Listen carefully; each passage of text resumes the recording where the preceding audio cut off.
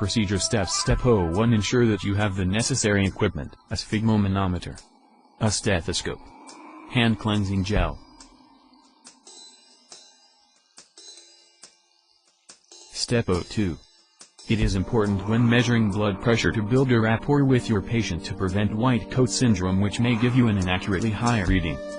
Therefore, ensure you introduce yourself to the patient, explain the procedure, answering any questions they may have, and ask for their consent.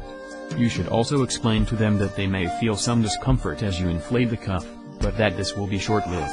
Make sure they are sitting comfortably, with their arm rested. Step 03. As with all clinical procedures, it is vital that you first wash your hands with alcohol cleanser and allow to dry. Step 04. Ensure that you have selected the correct cuff size for your patient. A different cuff size may be required for obese patients or children. Step 05. Wrap the cuff around the patient's upper arm, ensuring the arrow is in line with the brachial artery. This should be determined by feeling the brachial pulse. Step 06. Determine a rough value for the systolic blood pressure. This can be done by palpating the brachial or radial pulse and inflating the cuff until the pulse can no longer be felt. The reading at this point should be noted and the cuff deflated.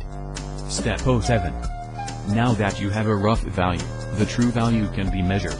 Place the diaphragm of your stethoscope over the brachial artery and re-inflate the cuff to 20 to 30 mm of mercury higher than the estimated value taken before.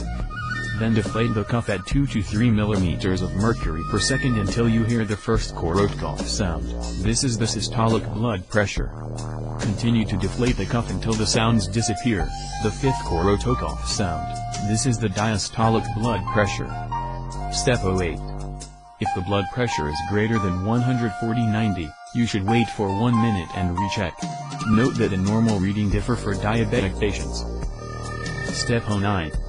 Explain to your examiner that you would want to check the blood pressure standing to check for a significant drop, 20 mm of mercury after 2 minutes. This would suggest a postural hypotension.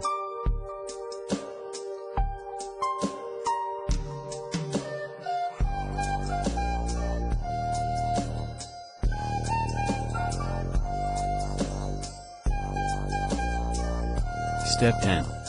Finally, you should inform the patient of their reading, and thank them.